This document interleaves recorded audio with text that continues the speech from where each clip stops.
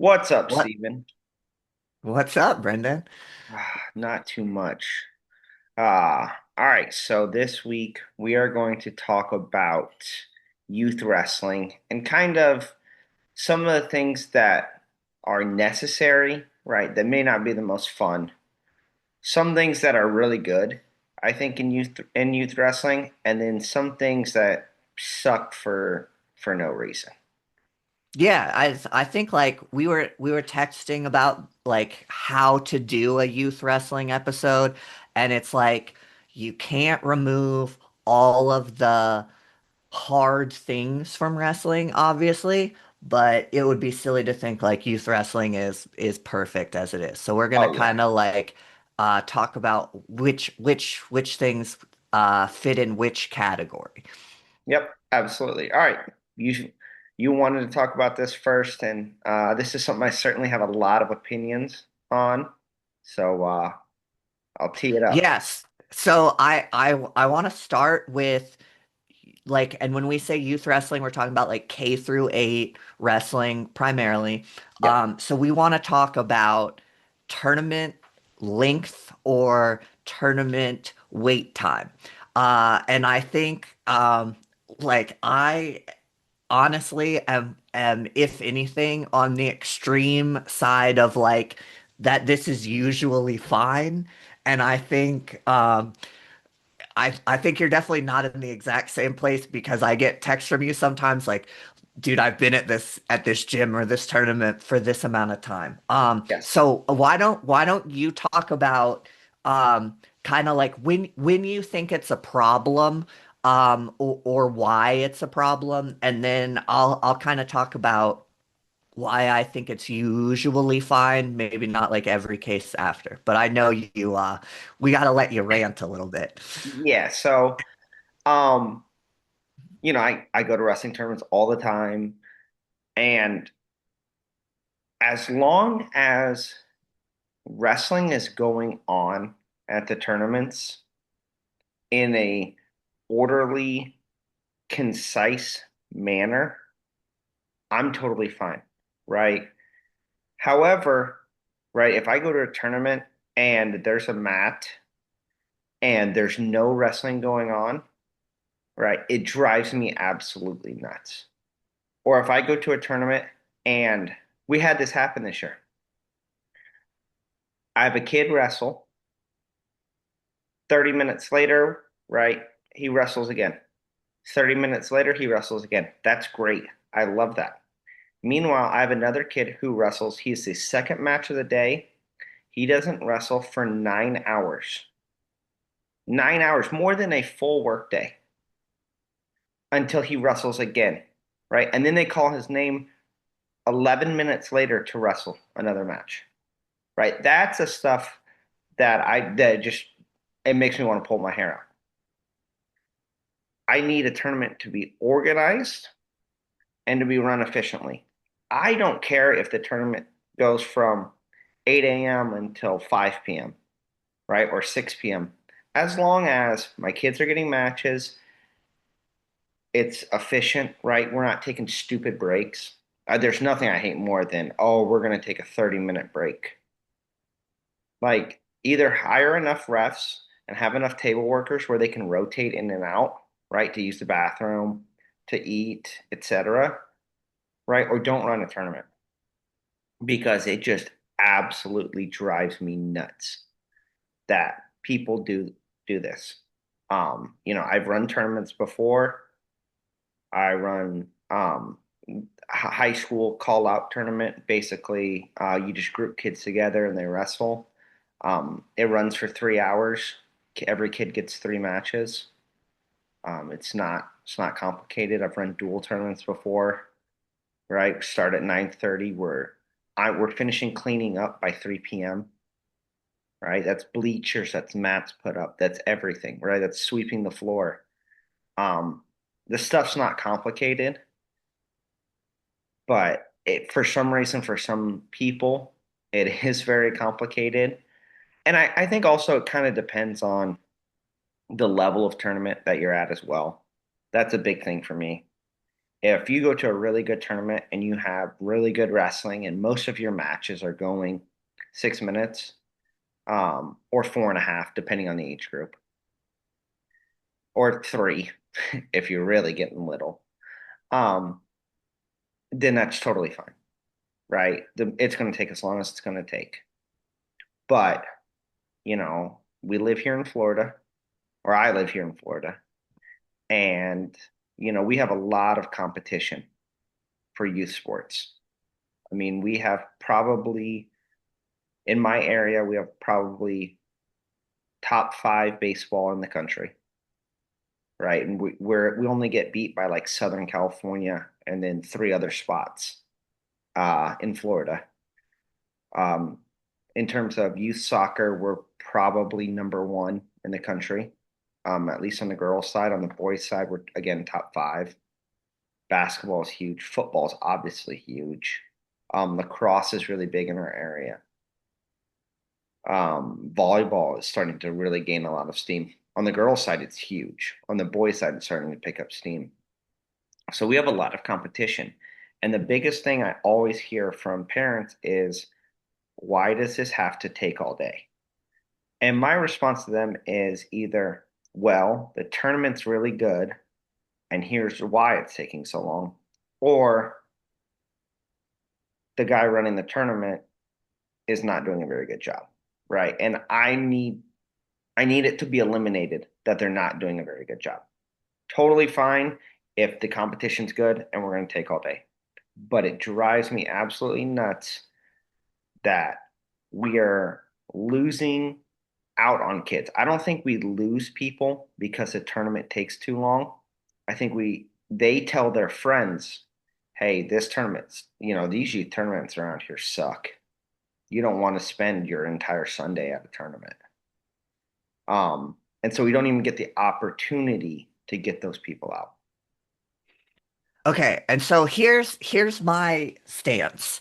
Because I agree that parents do not like sitting in a high school gym or a rec center all day on a Saturday with an 8-year-old or a 10-year-old. Um, and I am a fan of like youth tournaments that do sessions so that Yes. the kids are there for less time and I'm there all day. Yep. But I don't think a youth parent is entitled to being in and out of a gym by a certain time. And I think I agree. that you should choose the events based on your coach talking about the level of competition that makes sense for your kids. And like I like all I do is coach wrestling, but it's really hard for me to have sympathy for a parent, regardless of their kid's age, when they think they should be out of a gym longer when I'm in the gym all day, no matter what. And did the same thing the day before with the high school kids. Yeah. And it like when I it's hard for me to hear the complaint because it's like, well, we've been here since, and I'm just like, yeah, so have I. And yesterday I was also here all day with like different kids. Yeah. And I think it comes off to me as someone that is going to have a hard time with the reality of the length of time it takes for a good high school tournament to be run, even if it's run efficiently. And I Yeah. think like we've gone to some things in Florida together that were like, this should not take that long. And it's frustrating because it's Yes. everyone's time. And I'm not a fan of inefficiently run tournaments. But I just kind of think like if I there's a quote from Lauren Little is a girls coach here in North Carolina. She says wrestling's for everybody except kids with soft parents. Yes. And 100%. I 100% agree think with that. I think it's an awesome quote because I do think like wrestling's for everybody, but it takes a certain kind of kid and a certain kind of family. Yes. And I think it's like there's this line where um we do want kids to like enjoy competing, but we also need a type of kid and parent that can kind of like, if you can endure 2 extra hours on a Saturday, like how are you gonna endure all of the hard things like we can't protect you from Yeah. in wrestling? And so, like, I would almost say at the very young elementary, like let's just not compete very often because it's not super necessary. Like maybe a little bit so the kid knows why they're practicing. Because I do think like it's hard for a very young, like new wrestler to understand like why you need to be in a wrestling stance or, like when we do the spin drill, like I've had kids in a match like just keep spinning around and around and around, and you're like, no, you can stop when you're behind them because that's when you get your point. So I think like there's little things that it helps, but Yeah. it doesn't have to be like super often. And then you've got to get to an age as a family where you take it seriously and you're just in it for whatever the tournament holds because you that level of competition is valuable to you and your development like at that point of in time. So it's like instead of complaining to me about dead mats, like bring a coloring book and an iPad and just say, this is what it is. Like, I want my matches at this tournament today. Yeah, absolutely. So I think we are much more on the same page.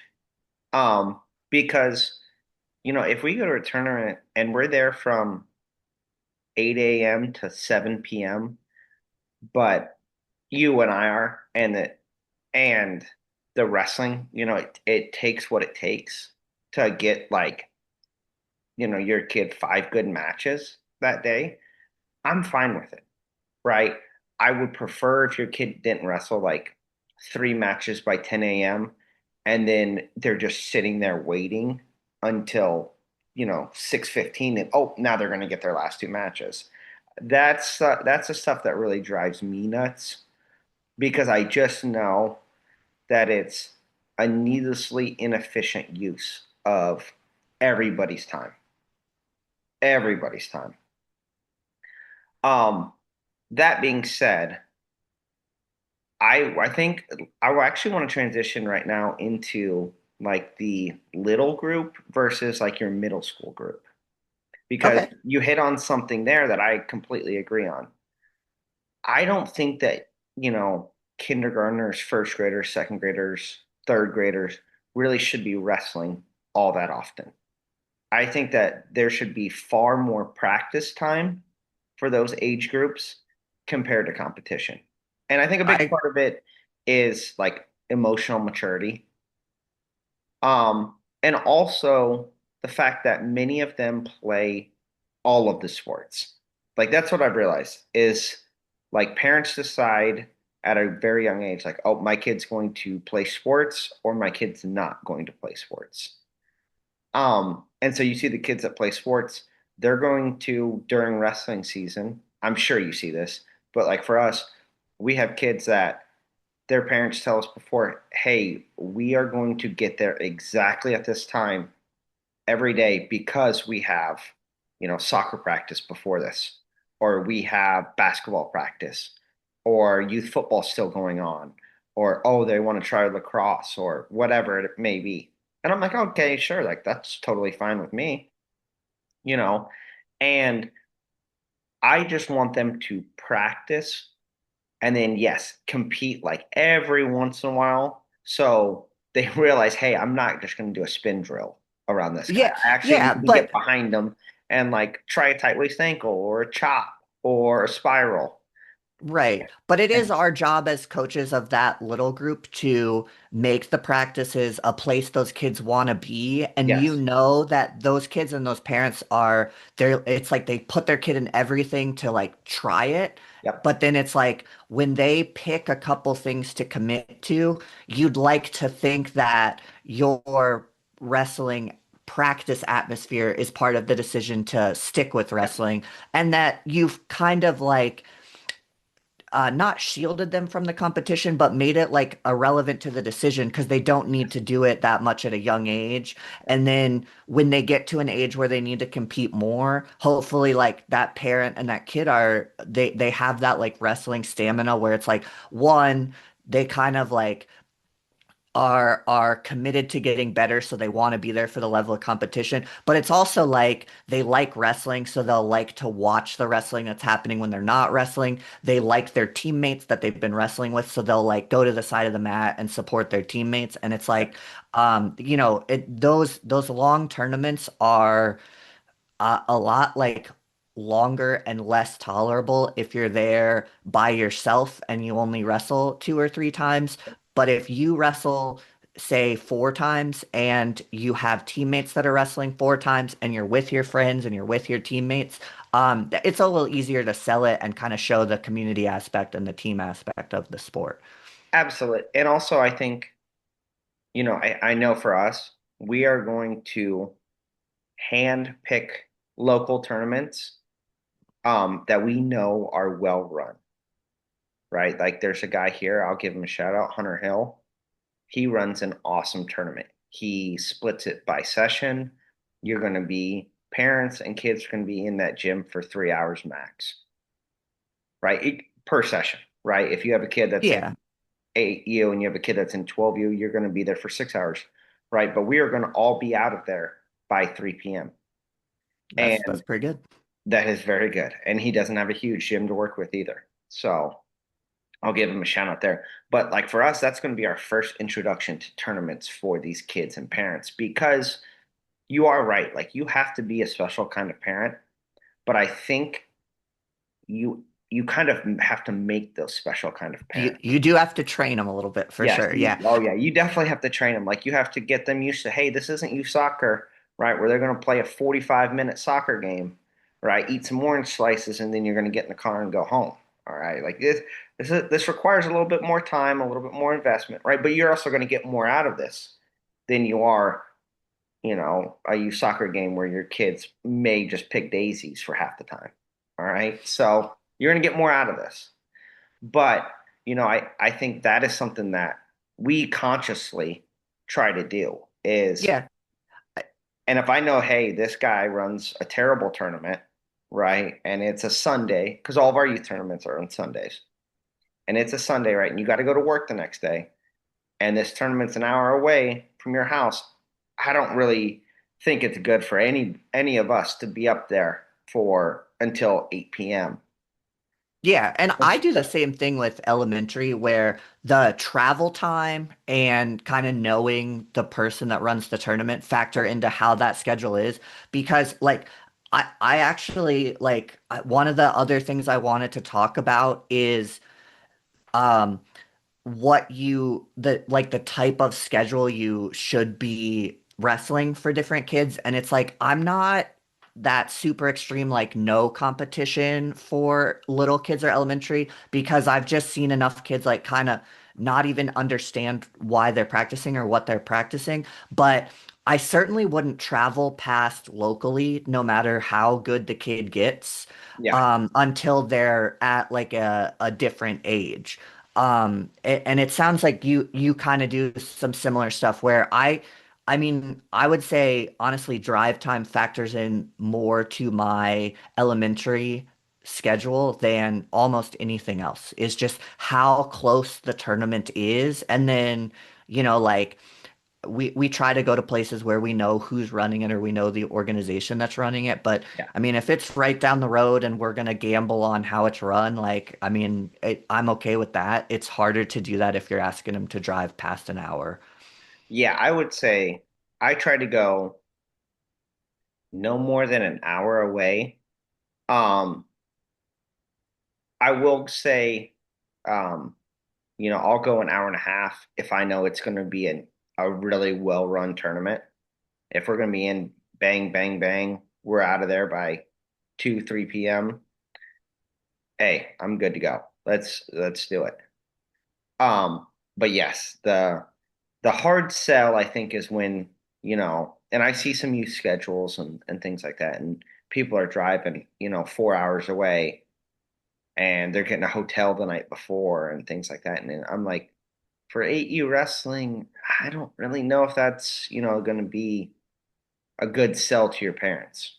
Yeah, because Um, I think we see a correlation in success from the middle school kids that are willing to travel and that have committed to practicing all year to like high school and college success. But in youth, like a lot of that success is like if the kid is like strong or aggressive, and it takes a while for like the technique to play a role. So it's like if you yes. can just focus on developing a foundation of technique to let them do it at a later age, it's a bit your time and money is well suited where it's like at a certain point you kind of have to like pay into our like youth sports machine to find the Yes. right competition, but you don't have to do it when they're 8. Like you can wait until they're like 12 or 14 to start finding those levels of competition. Yeah, absolutely. And I think, I talked about the elementary age and then on the middle school age, especially as they're getting ready for high school, um, I do think, right, like if the family is committed, right? Obviously, I think with middle school, if you get somebody out in sixth grade, I think you take that same kind of elementary approach. You just take it for less time, right? Hey, for sixth grade, right, we're going to follow this approach, right? We're going to stay super, super local, right? We're going to only have you go to the best run tournaments. And then I think, by seventh or eighth grade, right, you've obviously changed your approach. Yeah. Um, So I, well, if I think this will segue into one of the other things I wrote on my list. I think it's insane that there is nothing between, or it feels like there's nothing between, or it's hard to transition a middle school scholastic schedule in every state I have been is hyper local. They almost don't leave the county that they're in, and the culminating event is like a conference championship or a county championship. So that's the one extreme for middle school yeah, wrestling. And then the other extreme is like you've got club kids going to Tulsa. yep, And it I this bothers me as a high school coach because it's like both of those kids from both of those backgrounds, like they both think they're good. yep, And it's like that kid that had a really successful scholastic middle school season in their like local community, but didn't know about um anything else, like or wasn't aware of like the club scene and like the traveling to get like competition outside of their immediate area. It's really hard to bridge that gap like quickly in high school.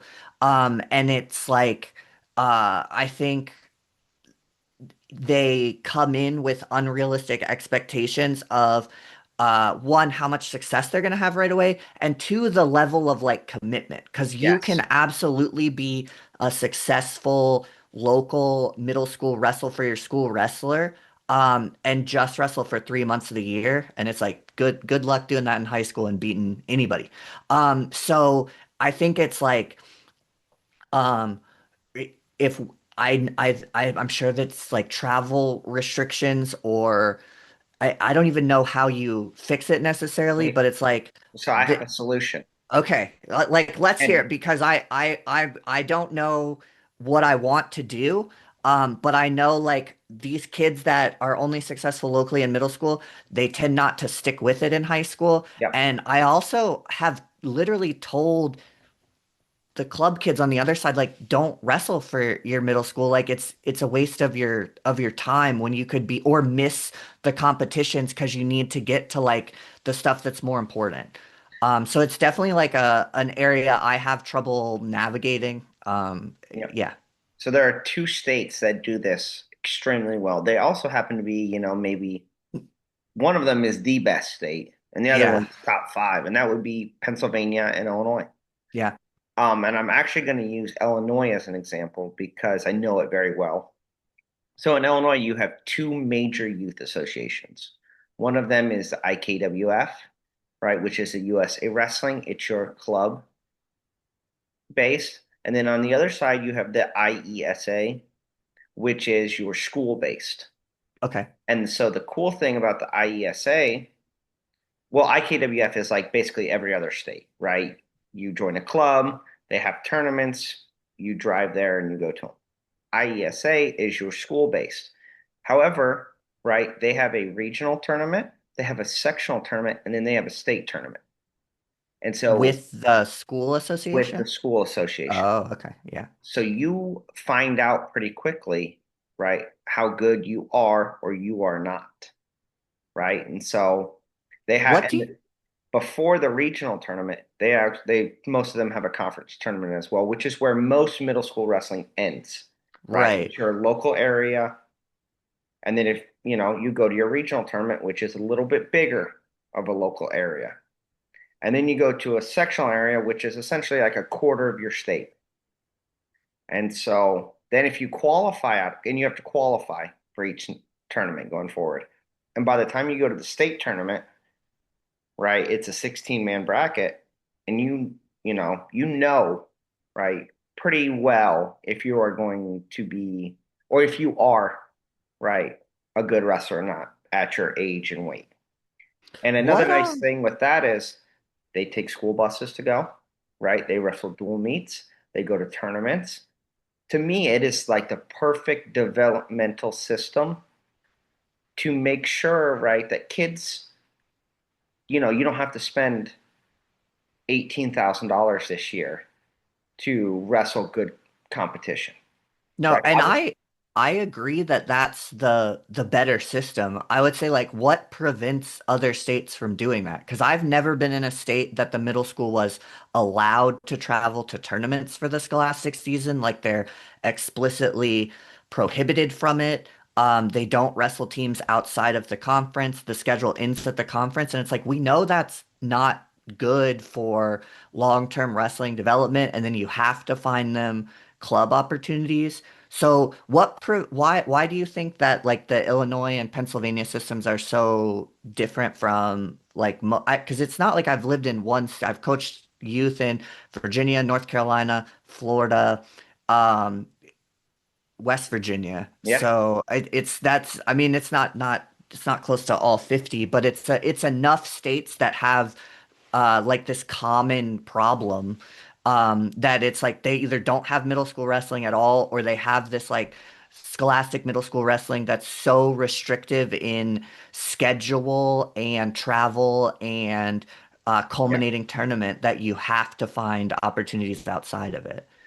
I I think it's a commitment from the state high school organization, right? The PIAA or the IHSA, because I know in Illinois, the IESA, it's not just for wrestling, right? They have it for a bunch of different sports. And I think it's a commitment by them to ensure that kids are still competing for their schools at the middle school age. And it's kind of to try to build that community. And I think that it's an awesome model. And obviously in Illinois and in Pennsylvania, you have great clubs. And a lot of those kids, right, go to clubs still. But I think you end up having a lot better kind of average wrestler as a result of that, as a result of the IESA and the PJW. And you still get your best kids to go and compete in many of those events, right? Your I think kids it, that, yeah. like in Pennsylvania, um, you know, Spencer Lee wrestled in PJWs, and all these people wrestled in it because, right, it was an awesome, easily accessible system, right? So Spencer Lee wrestled in it, but some kid who's, been wrestling for 3 years, going into seventh grade, right, who hasn't traveled to Tulsa and traveled to Reno and gone to all these tournaments, is still also competing in it, right? And that kid, then when he goes in as a freshman, he's wrestled really, really good kids, and he's wrestled below average kids, and he's wrestled average kids. And so he's a freshman, and he is already, you know, has a good idea of what it's going to take to be successful, right? And it's offered at his local school. Yeah, I would think that helps with retention from middle school to high school a ton because I think I just think it needs to be this like gradual like going from they like practicing as a foundation to here's what it takes to be successful at the highest level. And I do think that that weak middle school season makes there be, instead of like this gradual climb to high school, they have to make this big jump if Yes. they haven't found it at the club level. And we sometimes kids, when they see how big that jump is, they just decide they're not going to attempt it. Correct. And I don't coach any other sports, but it feels like that jump is significant in wrestling, like even compared to other sports that they play in middle school. So Um, here's what I'll say. I don't coach any other sports either. Um, Obviously. I mean, look at what we're doing right now. But Fair. I will say, I think in a lot of other sports, kids are weeded out well before the high school point. I Okay. think with a lot of our um, basketball, although I think we see some kids, because typically, right, you have cuts and things like that at the middle school sports for a lot of the other sports. Yeah. So with basketball, right, when they've been cut from the seventh grade team and the eighth grade team, they kind of They know don't try the high school team. they That don't. makes sense. Yeah, but I do think wrestling, like the level of commitment compared to other Yes, scholastic sports is so different that like if these kids just wrestled for the winter of middle school for 3 years and were pretty good locally, like they think they can do that in high school and like still play like football and baseball in the other seasons or something. And it's like I think youth parents understand if you signed your kid up for jujitsu, you wouldn't practice every day for 3 months and then take 9 months off. You would correct. practice 2 or 3 days a week all year. And because that's a better foundation to build off of and learn the skills. And like we know, like at the youth level, like wrestling works better that way too. It's Yes, easier to have an 8-year-old a couple times a week forever than it is to have them every day for a couple months in the winter and then just reteach them the same things every 3 months that they forgot over a 9 month span where they were doing other things. Um, but that like middle school wrestling can be a great place to try the sport for certain yes, kids, but then it's like if we don't find a way to be honest about commitment level and the gap in competition, um, then it's just like it's hard to retain them no matter how much they liked that middle school coach or that practice or their yes, teammates or whatever. yes, And I think we're losing kids we could keep because yes. of that gap. I think that we are losing kids that we should keep too. Yes. That to Yes. me, that's a big thing is, and so for us at Beachside, we don't have middle school wrestling in our county, which is a shame. Um, don't even get me started on that. But that is what it is, right? We have to go the club route from day one all the way up until high school. Yeah. And I think that there are certainly pros of that, right? But right, there's certainly cons of that as well. I think we miss out on a lot of athletes. Yeah, the easiest way to grab a kid is take a sixth grader out of the hallway and Yeah, get him to try it. You just have to do the right things with them in those 3 years so that they continue to want to be a part of it in ninth grade. absolutely. Absolutely. All right. So now let's talk about what works versus what doesn't work. All Okay, right. in regards to what do you mean? So we could go about it in a couple different ways. We could go from like a youth coaching, right? A youth scheduling or parenting, right? Let's do youth coaching. Okay. And so I think we've all seen like the youth coaches where they make it nothing but fun, right? And it's just games all the time. And, it's basically just show up and play with your friends.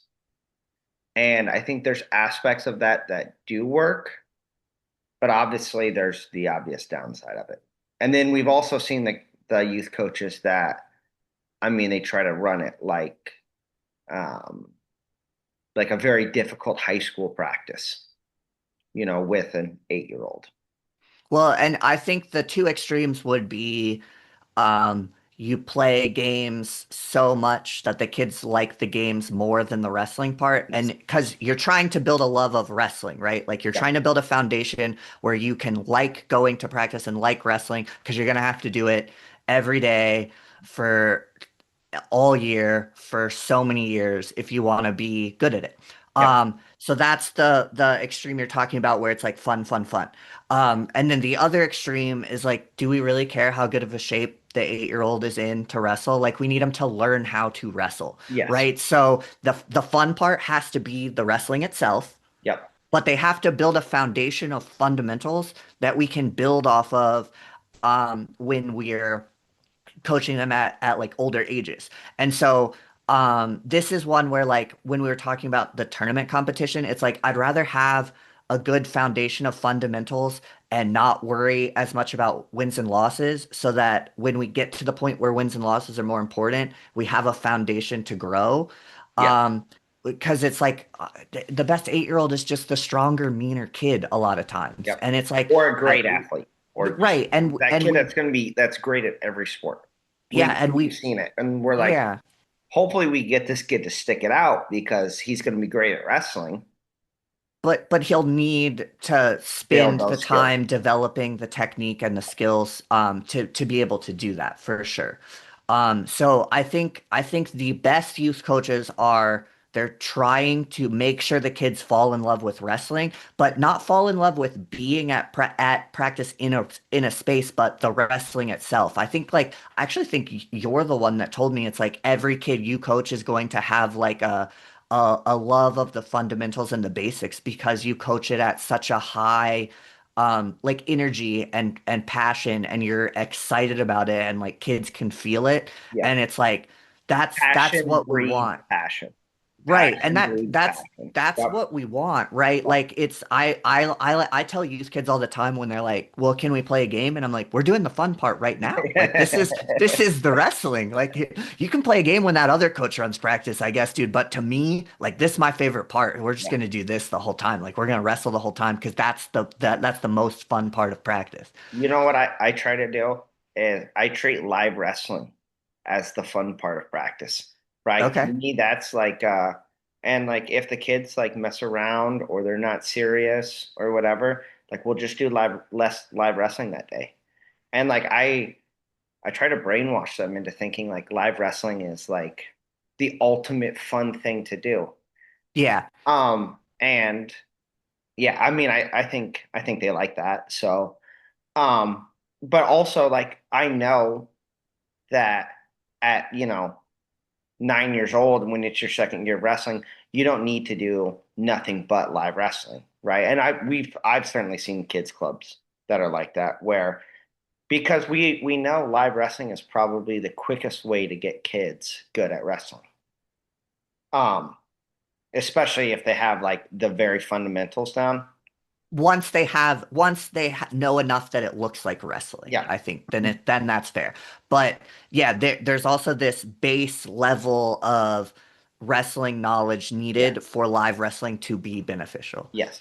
And but then I think you get hurt when you do too much live wrestling because you are not building upon that foundation that you have, right? I think you see it like, oh, they have the fundamentals down there at this level. We do a lot of live wrestling. They get to here, and then they just kind of, unless you decide to develop those skills that are needed to be really good at wrestling.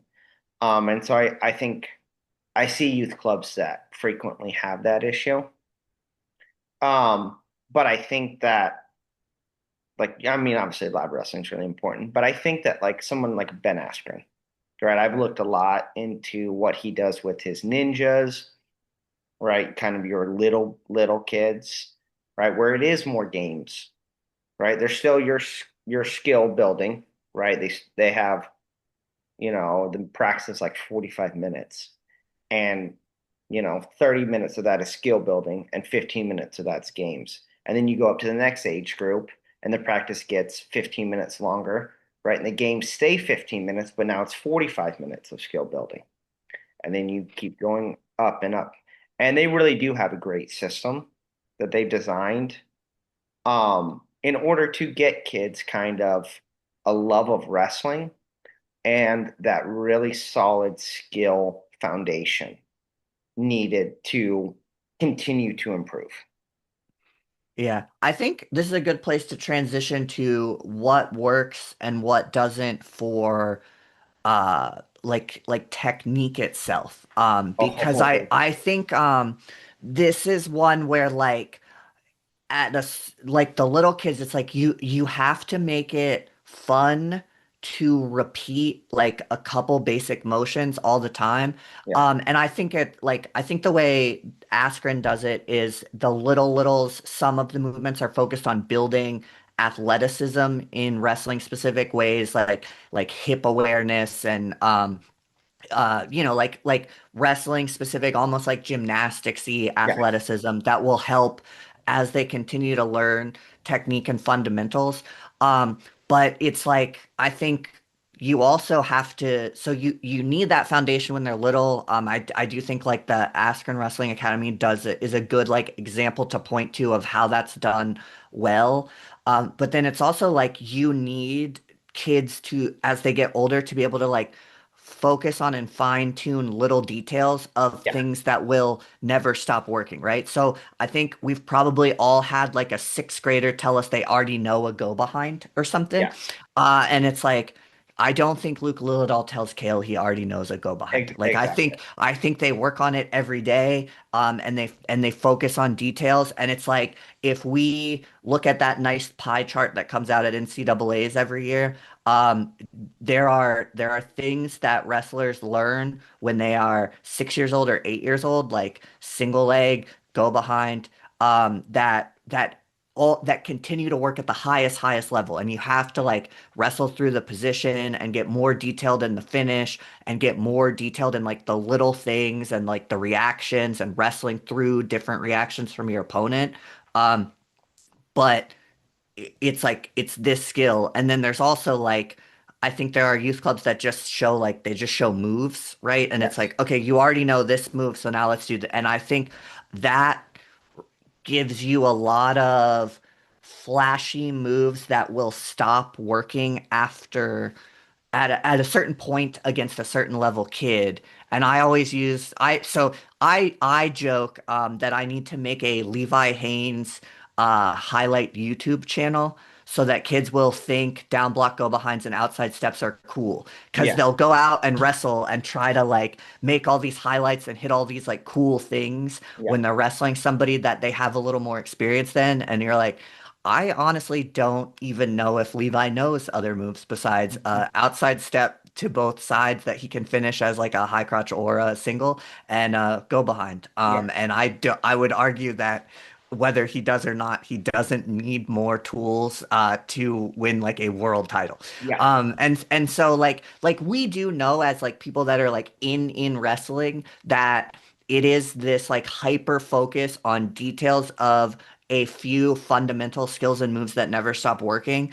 But it is hard sometimes to explain to like, especially like a middle school kid that has that like they're starting to like think for themselves and think they know more than they do to yeah, be like, well, we I already know this, like we've already done this, and you're like, yeah, I mean, yes and no. yeah, yeah. And so like I'll see kids like have a lot of success at the youth level, and it's cow catcher, Oh, right? that's a good one. Yep, yep. Or headlock, right?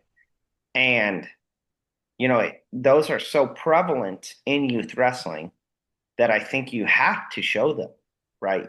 Because if you go to a tournament and you never shown a kid what a headlock is or a cow catcher, I mean, they're going to get eaten alive. Yeah, you can't hide from things that work very well at the youth level, but you have to Good. adjust and transition, yeah, so Yes. that they Yes. continue to work. I think that's the issue is it That's can't you and that's can't the be fine line yeah, right there is you can't be no cow catcher, yeah. right? You can't be my high school coach used to make us do 5,000 push-ups for a headlock if it worked, and more if it didn't. That's Chris Haynes. He used to tell he used to tell us like headlocks don't work on good kids if we got headlocked. And then we would be like, I watched Brent Metcalf get headlocked, and he'd be like, he must not be a good kid if he got headlocked. Like just no matter what you said, he was just like not hearing the Yes. argument. And that's the extreme the other way, but it's like we don't, and it's funny, and he's like kind of, like he's kind of joking about it, but he's just trying to get us out of bad habits Yeah, from how he absolutely. inherited that program. But it's like, yeah, you can't hide the kids from the fact that these moves like exist, but we've also all coached that youth kid that gets stuck in that like headlock only or cow catcher only. Yes. Like, oh, you mean there's this secret move that ends the match in 30 seconds instead of I have to wrestle the whole time? And we also know, um, at the most basic level, the kids that can get to legs consistently are the ones that have the foundation to build into like elite wrestlers. Yeah, So while we don't want to like pretend like those other moves don't exist, like we want to like spend a lot of time teaching kids ways to get to legs like cleanly and successfully and find finishes there because we know, I mean, how many times have we talked through picking college matches or senior freestyle matches, and we talk about who can get to legs, how hard it is to get to a guy's legs? Like we know that's such a key part of like good elite wrestling. absolutely. And again, it really is like there's that fine line of like you've got to show it to the kids, especially so they can know the defense to it. And Hmm. that will, help them going along in their wrestling career, but also getting them to not be obsessed with it. Yeah. That is definitely a fine line in youth wrestling. And I think that that's why that limiting competition at those young ages can be so successful because, hey, they go to a tournament and they get hit in a headlock, right? The next day, when you go back to practice, right, you show that headlock defense to them and you say, hey, okay, so you got pinned with this. Here's how it doesn't happen in the future. And instead of them going back to a tournament the next weekend, right, where they've only practiced it, twice, right, and they get hit in it again, and then they think, oh, this is the greatest move ever. Let me start doing it, right? Right. If they don't compete for 2 weeks or 3 weeks, right, and they now the kid tries it, oh, and they get out of it, right? Well, now they realize, okay, well, headlock's not the best move in the world. Yeah, well that's a really true thing that you're talking about, that the newer a kid is to wrestling, the longer it takes them to make adjustments. Yes. So like you need time between competitions when they're little, or they can't actually like adjust and develop and change their style. And it's like, and also like it's a skill that's even like really hard for high school kids. But like we're in the heart of like freestyle season in Fargo right now, and it's like only the best high school kids can come to the corner in that 30-second break and make mid-match adjustments Oh, for yeah. period Yeah. two. Like it's such an overlooked and super difficult thing to do, that like if you have the toolbox where your coach can be like, hey, like he's living on your left leg, like let's switch the lead for this period. um it's such you need this massive toolbox to be able to do it, but it's so hard for a kid to be able to do it. It's like some of even like the very best high school kids, it's like if you gave them an hour instead of 30 seconds, they could do it, but it's so hard to flip a switch and make it mid-match. And then Yeah. it's like the extreme the other way is the highest level kid is like they can feel it when it happens and Yeah. not even be told by a coach, and adjust within that moment or that split second. I think there's a lot of college coaches that you'll hear them say like, that's good, like you felt it, and then it's like, all right, like we're not getting slid by this whole match because we Yeah. felt his slide by. He gave us like that was his best attempt at a slide by. Yeah. It didn't work. Don't even worry about it. Like you felt it. You don't need to adjust, and let's keep wrestling how we're Yeah. wrestling. And But there's a yeah, direct correlation there, right, between skill and that ability, right? But with yeah, with your brand new wrestler, I mean, it's gonna take them. I mean, they might get hit in it 300 times before they go, oh, I probably shouldn't let him do that again. yeah, And again, that's why I think just practice, practice, practice, is just key. yeah. All right. Let you want to go. I think for parenting, let's instead of calling out parent behavior in youth wrestling, which I do think is like there are like just how parents coach their own kids or are with their own kids at youth tournaments can be really jarring for a new parent in Yes. youth wrestling sometimes.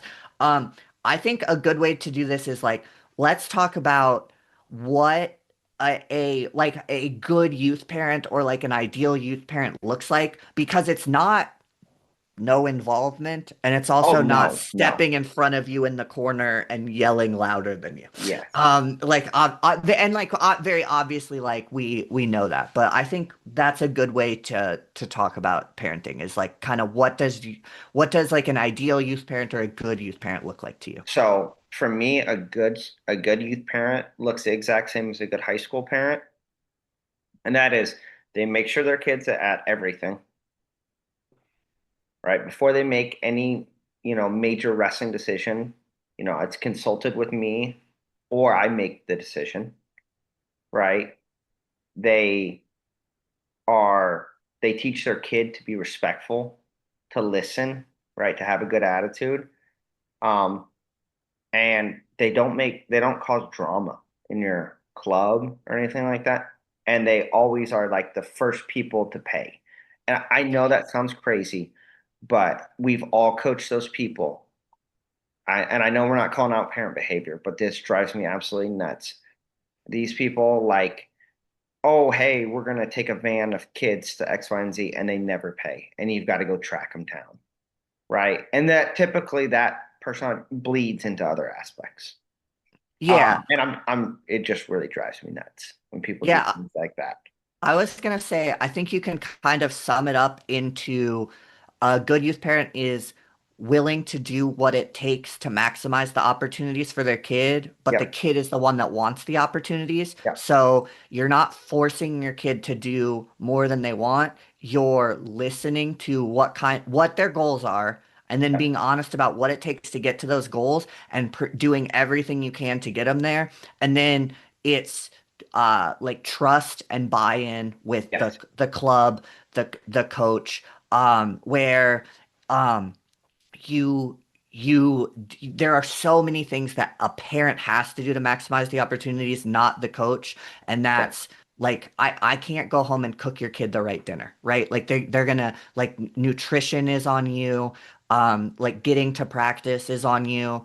Um uh like tra a lot of times like I'll be at the tournament but they're in a hotel room with you like you have to travel yep, there's a lot of things that like obviously like have to be the parent but then it's like when it comes to what wrestling things we're going to focus on or like what a practice looks like or what a game plan looks like for a match once the kid gets better or um then you just want them to trust like the coaching staff as a whole, yeah, the club as a whole, the team as a whole. And I think the best parents are they're very supportive in the parts of the athlete's life that have to come from the parent and very trusting of the people that should be hands-on in the other aspects. So there are certain things you want a parent to have their hands like deep into, right? And I think nutrition is like a great example where yes, it is. I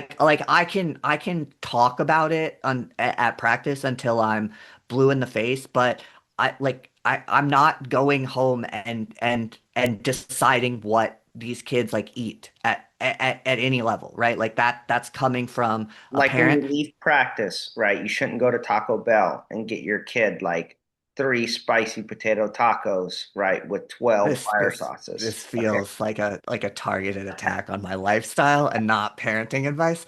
No, no, But but we would recommend our athletes not to right, not to do that. do as I say, not as I do. Okay, there's not spicy potato soft tacos are an underrated Taco Bell menu item, and I do not have to make 57 kilos, so let me Yeah, live my hey, life. listen, I'm the same way. Listen, don't stop by Culver's, and get But they might find you there yeah, they if they might do. hey, but I'll tell them, hey, you need to leave. Yeah, yeah, yeah.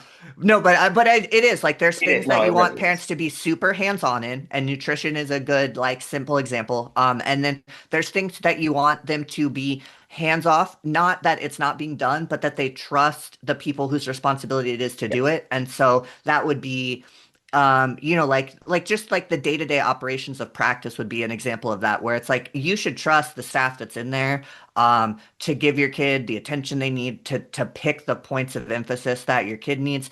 And once you get them there and they're well fed before and they have their water bottle and they brought their shoes, your job is done. yeah, And you can hang out and hopefully you like the other parents that you're around and just like hang out and relax. And then, like make sure that they get what they need on the drive home and you shower with Defense soap afterwards and you yeah, let us worry about the wrestling part. yeah, absolutely. And you're not, obsessing over the technique of things, right? Because again, you should be in a program that you trust, Yeah. right? And you especially, and you don't really see this with wrestling people. You see it with your parents who don't really know anything about wrestling. And so they go to a couple tournaments and they see again like the headlock working. Like we've both had conversations with kids and parents about, oh, why don't we do more headlocks? And it's like, It's a magic move, Brendan. yeah. I saw it work. And it's like, Then the well, match is just over. It I'm just like, well, ends. well, why don't you go to like a good high school tournament or even a good youth tournament, right? But again, they're not experienced enough to know. And I think Yeah. that is Well, something that I have realized and improved upon as a coach is rather than just being like, well, no, like you're just wrong, like yeah, because you which don't we know want to anything. say sometimes. Yes, Yeah. but But it, no, I was gonna say I have the story. I think I texted you about this, but it's like the a youth parent showing me a like an Instagram video of technique and like how yeah, many followers this guy has. oh yeah, And I pulled up KD Training Center, which had yeah, way less followers and also way more world team contending yes, members of its club. And I do think that like you're right the way you said it. Like it's not our job to be like I am so deeply in this niche world of wrestling that I know more than you. It's yeah, our job to educate the yes, parents about what wrestling really is. And it's like you want to bring them into the yeah, community and this like special place that's like that we live our whole lives in. Not bully them for not knowing enough to be in it like right away. And sure, I do think like that's the line, right? Or yes, like that's the what you're trying to do is have those conversations like respectfully and build that trust, but be like, hey, like I know like your exposure to wrestling is this 10U local youth tournament, yeah, but like turn on the NCAA finals and watch the Penn State Iowa duel, watch the yeah. UNI Iowa duel now that it's a thing. Hey, Um, and December and 11th. yeah, and let's look at how these guys wrestle, Yep. and what you see a lot of. And it's like, like we could watch Final X, or I guess we could watch the US Open finals and be like, well, headlocks do exist, but we saw one. Yeah. And how many single legs did we see? Like how Yeah. many go behinds did we see? And it's like that's why we're spending the amount of time we are on certain skills versus other skills. Correct. And again, I view it as ignorance. And I don't mean ignorance in like a bad way. I mean it in a they just don't know kind of way, It's right? If teachable. you're Yeah. and it is our job, right? That is part of our job is not just to coach the kids, but it's also to coach the parents and to teach them like, well, this is what right looks like. Well, this is what good looks like. Hey, these are, you know, you don't want to watch this TikTok guy, right, who has a lot of followers because he shows a bunch of cool moves. Again, you want to watch, well, what is KD doing? Or what is Seabolt doing? Or Askren, right? And hey, they may show some cool stuff, right? And it looks cool, but it's really effective and it's really good technique. And so, and when you come to our practice, hopefully, right, it looks like what those guys are doing. right? I don't want it to look like the TikTok guy. It shouldn't look like the TikTok guy if I'm running a program. Yeah, and I think like my last thing I want to talk about, this is a good place to go, is there's pros and cons to being like a niche sport. Yes. And so this is what you're talking about where it's like we absolutely want to like grow the sport, but we want to grow it like within the community that exists and the right way. Like we Yeah. don't want to sacrifice this very special community that is wrestling to make it accessible or more popular and lose like the core of what our sport is. Like we want to Yep. say like this is the standard of like what it takes to be a person involved in the sport of wrestling. And if you're willing to learn that standard and meet that standard, you're going to get to be a part of like this really cool thing Yeah. for your entire life. Like you're going to be a part of this community for your entire life where people are going to see your ears in job interviews and talk about it and Yep. you're going to like reference some hard high school wrestling practice when you're interviewing on Wall Street for a finance job. But you only get to be a part of the special community if we keep the community like as special as it is. We would love more people, Yep. but like we want it to be like this certain thing, like for sure, because it is like I mean it's a unique sport in a lot of ways, and I would say like most of those ways are positive. Like most people Yes. that choose to be involved in wrestling like go all into wrestling like be involved in it the way it takes to attempt to accomplish high level goals. Yeah. They understand that they became a part of something special. It's like the Nate Yetzer quote is no one looks back at their wrestling career and thinks, man, I wish I didn't work as hard. Exactly. We all have, or most of us have, regrets about results or certain moments in time, but we never look back and think, I wish I hadn't gone all into that thing. That's not the part you regret. And if you're willing to do it and commit and do it in a place where you trust the coaches and you're around good teammates, good people, good parents, good like a good club atmosphere, a good school atmosphere, a good team atmosphere, like it's this really special thing that can be like a huge piece of who you are for your entire life, no matter when you stop competing on the mat. Yeah, absolutely. And I do. I think we always want more eyeballs on the sport, right? We want viewership for the NCAA finals to go up. That to me, that's always kind of a marker, right? And it gets posted every year. But I want duels to have more eyes on them, right? Yeah. But again, I don't want to sacrifice what it is to be wrestling. And I think the sport itself prevents it from being sacrificed, right? Yeah. Unless we want to make, it, 3 30-second periods, right? We are never going to be able to sacrifice what it takes to be good at a sport like wrestling. And I really enjoy that, right? And what I think one of the coolest factors of it being a niche sport is it is a relatively small community, right? And when we go to NCAAs every year, right, we always see people that we know, right, who we wouldn't know outside of the sport, like no chance whatsoever.